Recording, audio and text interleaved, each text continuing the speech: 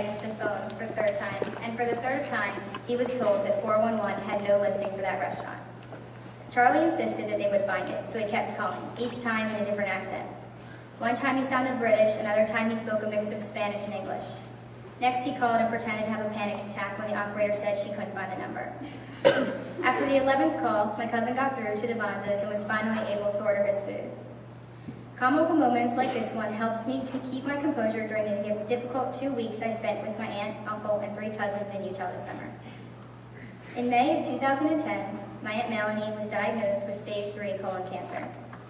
After 3 months of chemotherapy and radiation, she would be getting her final surgery and hopefully defeating cancer for good. My uncle asked me to come out during my aunt's treatment since I had my license and could help with errands and getting my cousins where they needed to be. Although my reason for visiting was a sad one, I had an amazing experience. I had fun with my cousins and loved knowing that I was helping them in one small way. I departed from BWI Airport, traveling by myself for the first time. My Uncle Mark was waiting for me just beyond security with a happy-to-see-you expression on his face. We drove the windy mountain passage home, where I was immediately greeted by my 3 cousins. The oldest, Charlie, is 15, Hunter is 13, and Holly, the youngest, is 10. Charlie was the most scared about his mom's illness, so I had to be careful what I said around him. Hunter seemed like he could care less, though I knew this was just a way for him to cope with his sadness, and Holly seemed fine.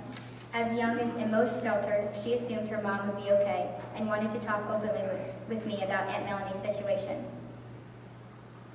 Because each of my cousins reacted so differently to their mother's illness, I had to think carefully about the approach I used with each of them.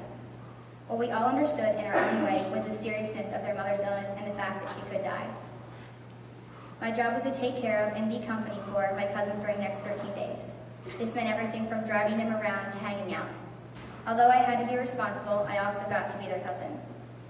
Every night, all the kids in the neighborhood would get together and have airsoft gun fights on the nearby golf course until the security guards caught us or sprinklers came on. As the Moffats' cool older cousin who could drive, I was always included. My cousins were excited to get in the car with me because, unlike their parents, I didn't get angry when they blasted techno music or Justin Bieber. I had so much fun hanging out that I sometimes found myself forgetting the reason I had come to Utah. On Friday, August 20th, my aunt went in for her final surgery.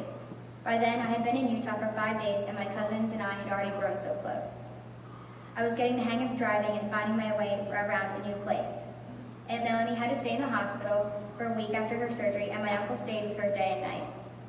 During this time, since there were rarely any adults in the house, I became the adult. I ran errands, cleaned dishes, and made sure my cousins were there where they needed to be. My cousins were worried about their mom, since we did not receive any news on how she was doing much of the day of her surgery. I kept my cousins calm by saying everything will be okay. We watched movies together, took late-night 7-Eleven runs, and kept each other busy.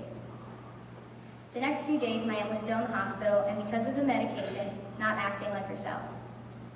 Because I was the one on whom my cousins relied, I became their stand-in mom.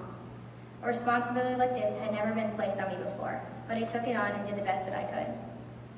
I was mature about the decisions I had to make, keeping my cousins in mind.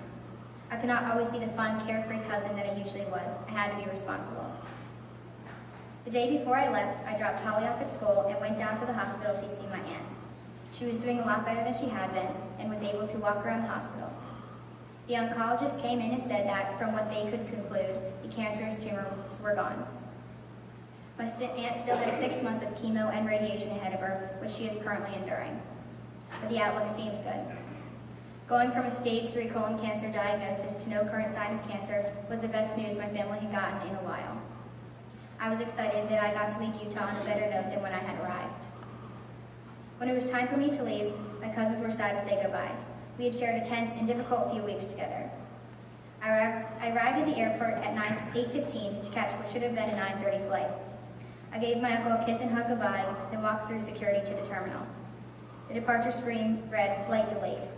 Although I was expecting it to only be a few minutes, a flight attendant said that the plane had lost a part as it was landing and needed a new one.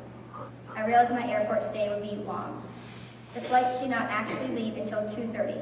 I was at the airport for 6 hours and 15 minutes all alone. Before my 2 weeks in Utah, I would have been stressed out and anxious about the situation. Instead, I was calm. Compared to caring for and being concerned about 3 active, emotionally distraught kids, spending a few hours in the airport did not seem so threatening. After being immersed in an unfamiliar city and situation by myself for 2 weeks, I was able to navigate the Salt Lake City airport and arrange another flight for myself. Before this experience, I was a 17-year-old high school girl without any serious concerns or obligations. I simply hung out with my friends.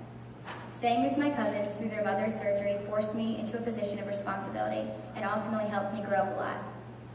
I now know that I will be able to fend for myself in future unfamiliar situations. Since my visit to Utah, I have been more accountable in my decision-making. This trip taught me how to act like an adult in important situations. It taught me how to think about others' needs and to support people during a difficult time. It also created memories that my cousins and I will share for the rest of our lives. We will be forever bound by our 2 weeks together in Utah. Thank you.